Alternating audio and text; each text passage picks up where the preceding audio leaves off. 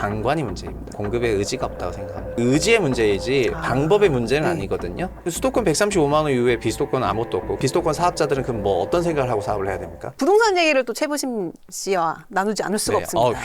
재부심으로 재부심으로 지금 빙의를 네. 해주시고 이번 정부 들어서 4번의 부동산 대책이 나왔죠. 그리고 나서 이제 2월 중순부터인가 아무튼 강남 3구의 집값이 약간 급매가 막 나오기 시작하면서 대통령이 포스팅을 하시면서 그 X에 포스팅을 하시면서 작년 11호 그러니까 사실 새 정부 들어오고 나서 5월 6월 정권 교체기에 대통령 그 정책 중에 부동산 규제 관련한 정책들이 별로 없었고 그래서 저는 그때 좀 시장이 안도래를 했다고 생각을 하고 있습니다. 그 안도래를 붙잡는 과정에서 627이 나왔었고 금융규제가 근데 금융규제 했음에도 불구하고 그 시장에서 눈치를 보고 있었는데 97 대책이 나왔는데 공급 대책이 나왔습니다. 그러니까 수요 대책이 나왔으니까 공급 대책 한 번 나온 거죠. 근데 공급 대책 나왔는데 공급이 생각보다 너무 적었어요. 너무 적었죠.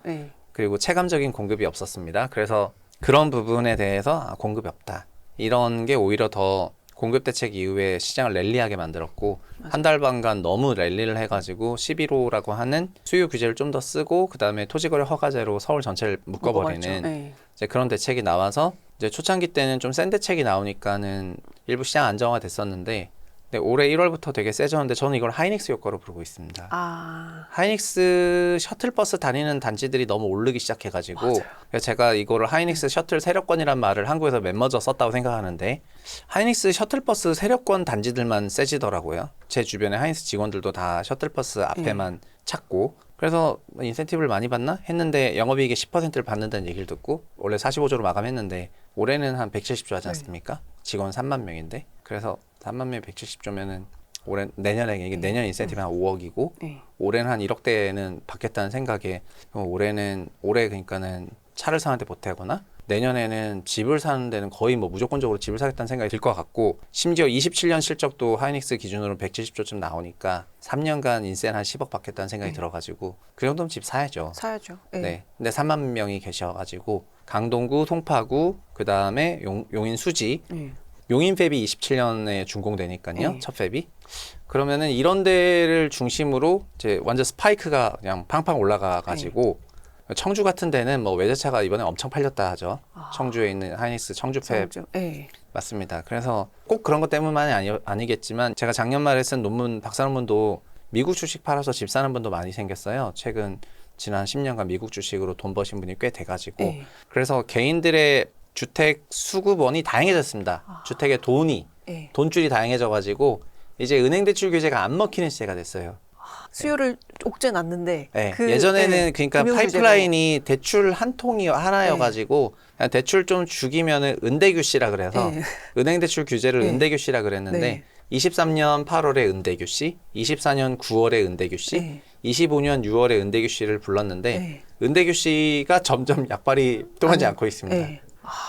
그래서 저는 거기서부터는 은대규가 안 통하면은 결국은 보유세를 인상하는 것밖에 없는데 약간 이런 생각을 하고 있었는데 근데 아까 말씀하신 것처럼 1월부터 부동산 가격이 치솟기 시작을 하니까 1월 말 돼서 대통령이 X에 포스팅 올리기 시작을 했고 그때부터 다주택자 관련한 이제 여러 세제부터 시작해서 전선이 지금 현재 굉장히 넓어졌는데 그런 포스팅 이후에 강남 고가주택들이 약간 조정을 받았습니다. 근데 조정을 받은 정도는 지수 말고 실거래가 기준으로 한 10% 내외 조정이어서 이제 그런 조정은 보통 이제 수익 실현했다고 하잖아요.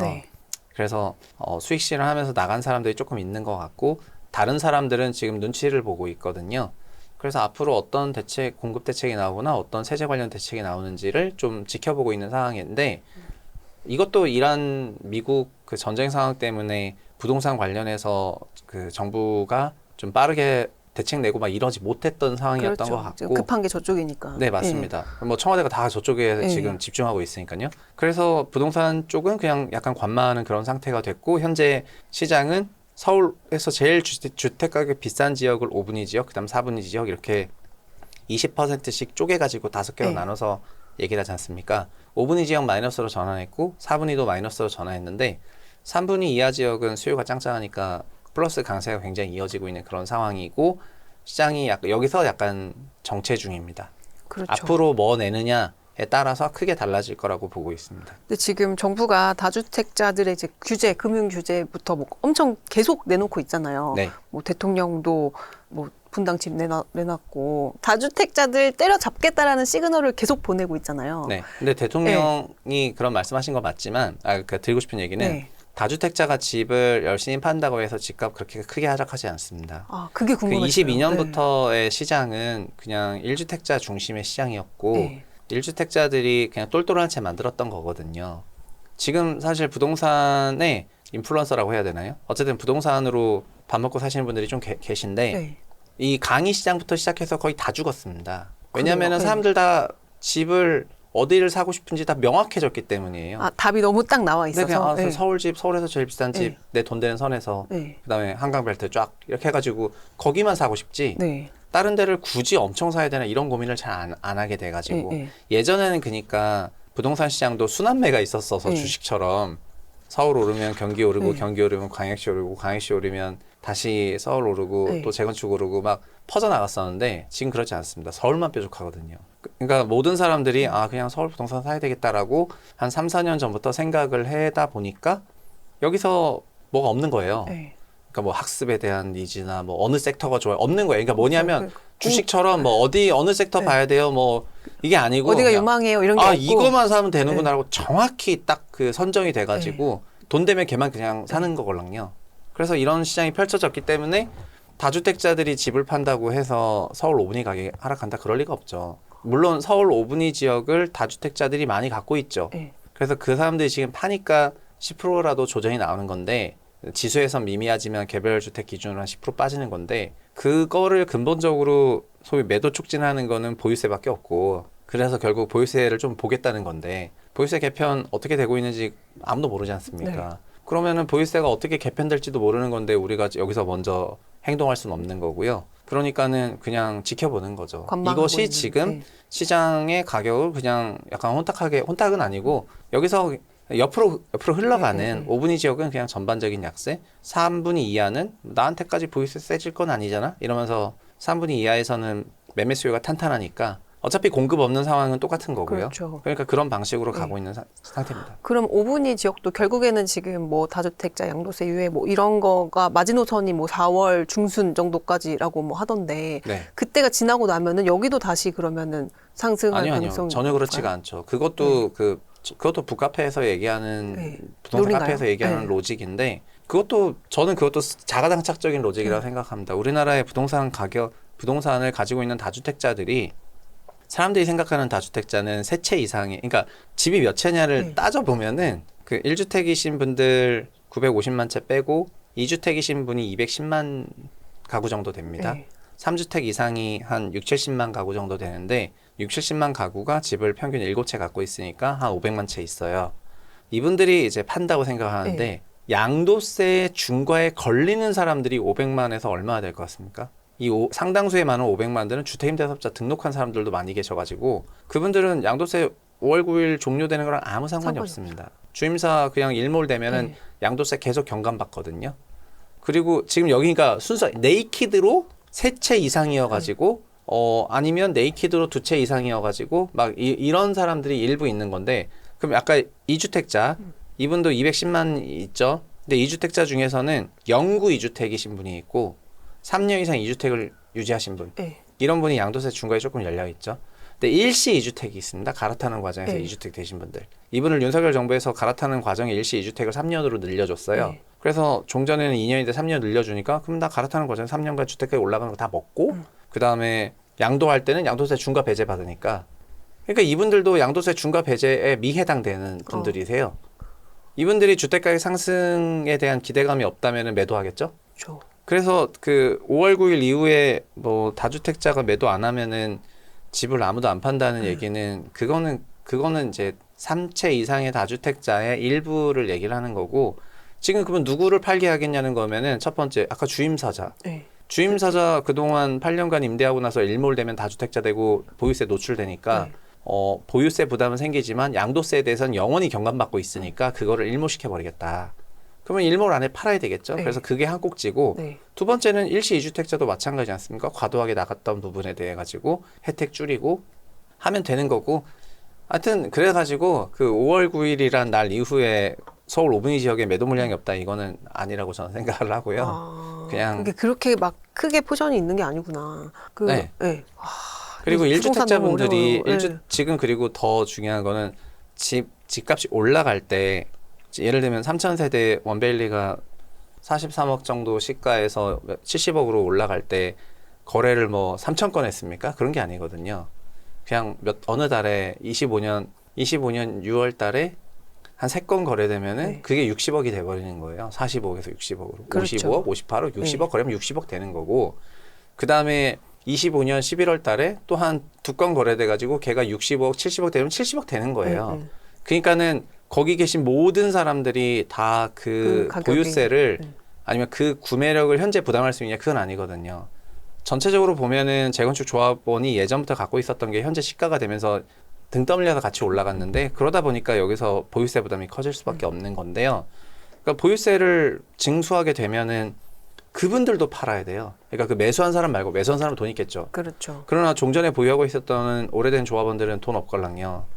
그래서 이런 사람들에 대해서 얘기하면은 뭐 집 한 채밖에 없는 70대, 60대 노인들이 보유세 못 내가지고 집 하는 게 말이 되니 이런 말씀 많이 하시는데 수익이 수십억 났지 않습니까? 그러면은 수익 시장에서 팔 수도 있는 거잖아요. 근데 어차피 그 땅을 최효율적으로 쓰려면은 보유세가 있어야 되니까 그걸 낼 수 있는 사람들이 거기 들어와가지고 소위 경기가 돌라는 건데 그래서 그거를 그런 방식으로 세제 개편이 전 나올 거라고 생각하지만 아직 안 나왔으니까 네. 그럼 시장에서는 뭐 아직 안 나왔는데 내가 왜 팔아야 돼? 약간 이런 거고요. 그렇죠. 그래서 당분간은 이기적으로 쭉 갈 거라고 생각하고 있습니다. 언제까지요? 나올 때까지. 보유세 개편안 나올 때까지? 네, 세제가 나올 네, 네. 때까지. 아, 공급은 요원한 건가요? 진짜 공급을 더 할 수는 없는 거라고 보세요? 아니요, 저는 신도시, 네. 그냥 다 할 수 있다고 생각하는데요. 네. 그냥 공급에 의지가 없다고 생각합니다. 현 정부도요? 현 정부라 하면 누구를 지칭하지 여러 사람인데 공급을 책임지는 건 국토부지 않습니까? 네. 국토부가 장관부터 의지가 없습니다. 어, 그러니까 네. 국토부를 통해 가지고 주택 공급 정책이 좀 나와줘야 되는데 자 예를 들면요, 우리가 윤석열 정부 때를 굉장히 실정의 시기라고 보지 않습니까? 네. 근데 윤석열 정부 때조차도 서울에 보면은 아파트랑 비아파트가 있는데 뭐 390만 원 기준으로 아파트 190만 빼고 비아파트 200만 네. 보겠습니다. 근데 비아파트 200만 원 중에서 자가 임대 빠지면은 자가 임대가 60%니까 200만 중에서 120만이 임대입니다. 그 120만 임대에서 월세율이 50인데 70이 됐어요. 네. 그러면은 24만 호라는 숫자가 거기 월세 전세였던 분들이 네. 월세가 되면서 20만 넘는 그런 가구들이 아파트 시장으로 저는 밀려들었다 생각을 하고 있거든요. 그래서 작년 여름에 24년 여름에 전세 사기 2년 차부터 이게 올라가기 시작했습니다. 그래서 비아파트 시장이 죽어가고 있죠. 네. 비아파트가 죽는다는 건 서울시 전체로 보면은 그 상당한 도시 면적이 일을 안 하고 있다는 거기 때문에 그 주거 기능이 없어지는 거니까 네. 그거를 챙겨줘야지 되는데 그렇죠. 그래서 24년 8월에 어떤 대책이 나왔냐면은 88 대책이라는 게 나왔습니다. 뭐냐면은 민간 임차인이 전세 사기 때문에 임대인을 못 믿으니까 그러면은 민간 임대업자가 집을 지어도 아예 안 팔리고 아예 분양이 안 돼, 그러니까 아예 전세가 안 나가는 네. 거예요. 그러니까 그러면 우리 공공에서 민간 사업자 너가 지어주기만 하면은 무제한으로 사줄게 이렇게 네. 무제한으로 사줄게라고 했어요. 공공에서. 88에서 네. 10만 원 사줄게, 20만 원 사줄게 이게 아니고 네. 너가 그냥 몇 채를 짓더라도 네. 뭐 설마 100만 채 짓겠어? 약간 이런 느낌으로 네. 내가 무제한으로 사줄게. 그래서 그 빌라 시장 완전 다 죽어가던 거를 그나마 조금 돌려놨거든요. 자, 그리고 이명박 정부 때, 박근혜 정부 때도 그렇지만 이명박 정부 때 주택 가격이 2008년 금융위기 때문에 앙등하고 네. 그 다음에 주택 공급 필요하다 그러니까 그래? 그러면은 서울에 땅 없는데요. 그러니까 서울에 땅이 왜 없어? 옆에 그린벨트 산더미 같이 있는데 그 그린벨트 그거 해제하시면 안 됩니다. 박정희 때부터 온 겁니다. 그런 게 어딨냐? 지금 집이 없는데. 그래서 그냥 그린벨트 싹 해제하면서 보금자리 주택을 공공에서만 10년 150만 원. 그러니까 민간은 카운팅도 안 하고 공공에서만 10년 150만 원 짓자 해서 그다음 분양 임대 나눠 가지고 자 그렇게 하면서 갔습니다. 박근혜 정부 돼가지고 집값이 떨어지고 있습니다. 어떻게 해야 됩니까? 그래? 그러면은 아예 그냥 신도시 중단해 버리자. 이런 걸 다 국토부가 했습니다. 네. 이재명 정부 들어서 국토부가 뭘 하고 있냐면은 이런 거죠. 제가 서울에 있는 빈 땅을 다 한번 뒤져봤는데요. 다 뒤져보니까 뭐 한 4만 세대 정도 공급할 수 있을 것 같고요. 와 이거 4만 세대 뽑는데 되게 힘들었습니다 하고 구치를 낸 거예요. 그리고 97 공급 대책이 수도권 135만 원인데 그런 공공 민간 합쳐진 겁니다.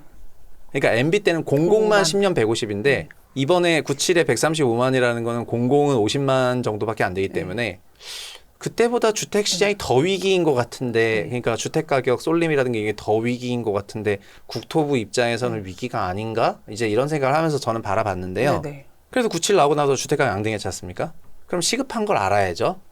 저라면은 제가 뭐 어떤 얘기를 했는데 시장 그렇게 나왔으면 대책이 틀린 거니까 어쨌든 되게 좋지 않았을 것 같은데 그래서 결국 차관도 바뀌고 새 차관이 오셔가지고 1월 29일 날 보완 대책을 냅니다. 129 대책이라고. 그럼 국토부는 이재명 정부 들어와서 한 게 7월 달에 김현택 장관하고 종전 차관은 6월에 갔는데 가서 9월 달에 97 대책 냈다가 아풀싸 올해 1월 말에 129 대책 내고 그다음 한 게 없잖아요. 그래서 이렇게 일을 안 해도 되나 대통령이 그 일 안 하는 공무원들 좀 신고하라고 했는데 저는 그냥 국토부를 신고하고 싶다는 생각이 있는데 공급을 그래서 저는 공급이 의지의 문제이지 방법의 문제는 아니거든요. 실제로 그게 없는 게 아니고 이거를 할 의지가 있다면 뭐 실정의 시기였을 때도 다 했는데. 맞아요. 맞아요. 심지어 윤석열 5년 동안에는 그러니까 윤석열 3년이죠. 원희룡 국토부 초대 장관이었잖아요. 5년 270만이었는데 수도권, 비수도권 나눠서 공급 계획을 발표했습니다. 지금 이재명 정부의 국토부의 주택 공급 계획이 얼마나 어처구니가 없냐면은 수도권 135만 호만 있고요. 비수도권은 없어요. 그러니까 현 국토부는 비수도권은 한국이 아니라는 거예요. 그러니까 공급 계획이 난 비수도권 잘 모르겠다. 그냥 뭐 비수도권은 이미 너무 많아서 그런 거 아니에요? 아니요? 아니에요? 아니 그 공급 계획은 뭐에 기반하고 있냐면은 장기 주택 수급 종합 계획에 기반하고 있는 거거든요. 장기 주택 수급 종합 계획에 기반해 가지고 거기 인구 가구가 어떻게 되고 게다가 그거 베이스로 땅 공급하고 또 도시 계획, 도시 정비 이런 거 어떻게 할지 막 이런 얘기를 해야 되는데 수도권 135만 원 이후에 비수도권은 아무것도 없고 그냥 비수도권은 그러면 비수도권 사업자들은 그럼 뭐 어떤 생각을 하고 사업을 해야 됩니까? 아니 계획 자체가 없는데. 네, 마치 이거는 내년에 삼성전자 하이닉스가 메모리 얼마 생산할지 모르는데 저는 PC 사업자인 거 똑같습니다. 내가 디램을 받을 수 있는 거야? 없는 거야? 이러면은 저는 몇 대 생산을 해야 돼요? 그래서 똑같은 이런 상황이 되고 있는데 그래서 저는 진짜 대통령한테 그런 얘기를 건의하고 싶어요. 어쨌든 우리 방송을 보실지 모르겠지만 옆에 있는 국토부가 되게 놀고 있다. 네, 그렇게 생각합니다. 공무원분들 열심히 공급 대책. 저는 공무원분들은 열심히 일한다고 생각합니다. 장관이 문제입니다. 항상 결국은 그 헤드가 문제이거든요. 그렇죠. 사장도 직원이 무슨 죄입니까? 사장이 못하니까 회사가 망하는 거지 직원은 아무 죄가 없습니다. 부처도 똑같습니다. 지금 어떤 부처가 욕을 먹고 있다면 그 부처 수장이 문제입니다. 그렇습니다. 네. 그렇지 않습니까? 또 빨려 들어갑니다. 아니, 근데 결국에는 지금 또 사실 그래서 부동산 가격 어떻게 되는 건데가 우리의 늘 궁금증인 거잖아요. 그것도 그래서 그냥 지금 막연한 전망을 그러니까 미래 이렇게 할 것이다라고 전망하는 게 아니라 결국은 그 보유세, 부동산 가격도 결국 되게 합리적으로 돌아가고 있다는 겁니다. 시장에서는 앞으로 나와야 될 공급 대책이나 세금과 관련한 대책들에 대해서 그냥 관망세로 지켜보는 것이 유리하다고 생각하고 있기 때문에 하락세에 있다가 좀 멈추고 지켜보고 있는 그런 상황이 된 것 같고요. 앞으로 그러면은 좀 시장이 예상보다 더 터프한 그런 보유세 정책이 나온다면 다시 하락으로 방향을 틀겠죠. 그러나 공급 대책이 아니면 예상하지 못한 공급 대책을 유효적절하게 냈다면 갑자기 국토부가 이제 개과천선해 가지고요. 그러면 뭐 이러면서 이제 수요 규제 정책이 있으니까 공급이랑 밸런스 맞으면서 또 하락으로 틀 수도 있을 겁니다. 그런데 그게 아니고 공급 대책 계속 안 내고 그냥 우린 최선을 다해서 도심 내 주택 공급을 위해 가지고 빈 땅 개발하고 있습니다라는 그런 조그만 거에나 그 집착하고 있으면은 그러면서 자기는 엄청 큰일 한다고 착각하고 이러면은 그럼 시장에서는 그 공급이 경상적인 장기간의 공급 시스템의 회복이 아니라 일회성 빈 땅 훑어내는 비경상적인 거라고 보니까 생색내기요. 네, 저희가 연봉이 올라간 게 아니라 그냥 잠깐 지금 주식해서 1,000만 원 번 거예요. 제 연봉은 이제 그냥 꼬라박아가지고 10년 동안 이제 수입이 없는 상황인데 그게 제 지출에 영향을 주겠습니까? 그렇죠. 매년 1억씩 계속 벌고 이렇게 해야지. 그러니까 경상적인 장기 공급이 있는 부분을 건드려줘야 되는데 여튼 국토부 이걸 못하고 있고요.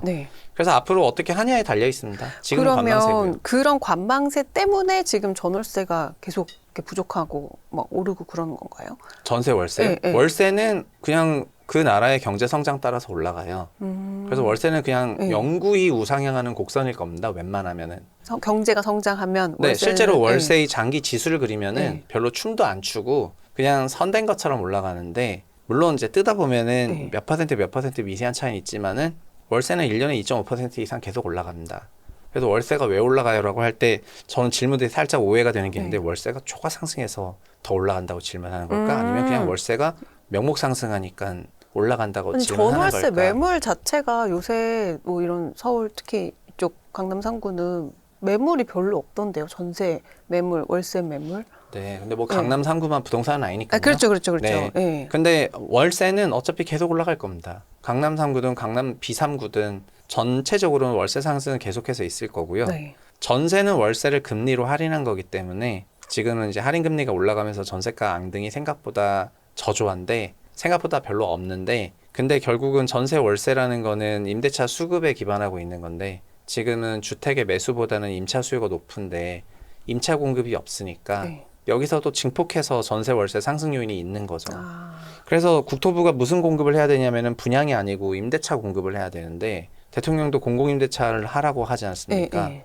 근데 왜 이게 나온 지 1년 다 돼가는데 공공임대차 공급에 대한 정책이 없는지 아직 저는 진짜 이해가 잘 안 되고 네. 그런 상황이죠. 만약에 그래서 이런 방식으로 주택 임대차 공급이 없다, 그러면 전월세는 더 올라가지 더 올라갈 않을까요? 수밖에 없는. 더 올라가면은 네. 그러면 그게 사람들이 임차를 해지하고 싶어 하니까 이제 주택 매매가 상승의 요인이 될 겁니다. 그렇죠. 그래서 지금은 주택 시장에 대해서 조금 횡보를 생각하고 있는데, 그리고 정확히 말하면 아까 서울 3분이나 서울 2분위는 아파트로 따지면은 그 80만 원 정도 되는 거잖아요. 네. 아파트 200만 원대 5개 분위로 쪼갰으니까. 네. 근데 전국의 아파트는 1,300만 원이 넘는데 이제 그 아파트들은 일부 물량들이고 서울 3분위 이하는 수요가 센 거지 않습니까? 맞아요. 비수도권은 빼고. 네. 그럼 이런 쪽 지역에서 봤을 때는 임차료 상승이면 주택 매매 수요로 올라가는 거니까, 그러면 서울 보유세 부담이 되는 3분위 이하에서는 이제 상승세가 세게 나오고, 그 다음에 보유세 부담이 되는 5분위, 4분위에서는 그냥 현 수준을 이어나가는 수준으로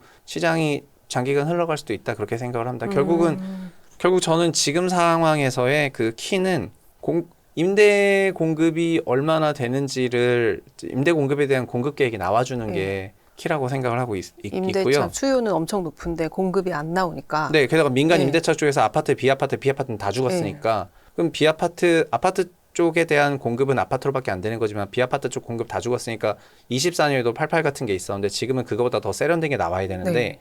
안 나와가지고, 참 그래서 저는 이제 국토부를 바라보는 입장은 뭐 완전 저도 민간 기업에 오래 있었잖아요. 네. 제가 사장이면은 진짜 그 본부장은 그냥 하여튼 저한테 맨날 혼났을 네. 거예요. 맨날 불러가지고 그러게요. 일 안 해? 이러면서 생각해보면 계속. 뭐 금융대책은 계속 수요 억제책은 계속 나오는데 네. 거기 또 주무부처는 금융위인 거잖아요. 맞아요. 금융위는 저는 그러면 네. 그 본부장 바꿨을 거예요.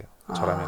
네. 전세가 없어서 지금 사실 매매한다는 사람들도 요새는 좀 있더라고요. 그 노도강, 뭐 금강구 이쪽에서는 3위 1분위 이하에서는 보유세에 큰 부담이 없으니까. 그다음에 임차료 올라가는 부분에 대한 해지 목적에서, 게다가 대출 부담도 별로 없어서. 그렇죠. 근데 지금 금융 대책은 대출의 캡을 점점 낮추고 있기 때문에 그게 지금 3위 1이었지만 이제 3까지도 또 애매해지고 나중에 2분위 1분위. 근데 서울의 2분위도 평균 10억 원이고 서울 1분위가 이제 6억 정도가 되는 건데, 그러면은 10억과 6억 주택들이라 하더라도 경기도로 가면은 주택가격 상당히 높은 편이걸랑요. 근데 그쪽에서는 계속해서 수요가 짱짱하다고 한다면은 짱짱하겠죠. 그렇죠. 그러니까 임대주택 공급을 네. 돼야 되는데 왜 안 하는 걸까요? 전 진짜 묻고 그러게요. 싶어요. 좀 이 방송 좀 보시는 국토부 장관님 대답 좀 해주시죠. 네, 저 그래서 네. 얼마 이제 4월 6일부터는 KBS 일라디오 진행을 하는데 네. 뭐 저희가 부른다고 나오실지 모르겠지만은 왜 안 내고 있는지 네. 정말 그 합리적인 이유를 듣고 네. 싶습니다. 그렇습니다. 그 공시 가격, 서울 공시 가격 이제 역대급으로 올랐잖아요. 네, 이번에 그것도 발표. 세금이랑 네. 그냥 연결되는 거고요. 그쵸. 결국 5분위 지역에 일부 영향을 줄 거로 생각하고 있고, 그 정도. 네. 3분위, 2분위, 1분위 지역에는 별 상관 없습니다. 맞아요. 네.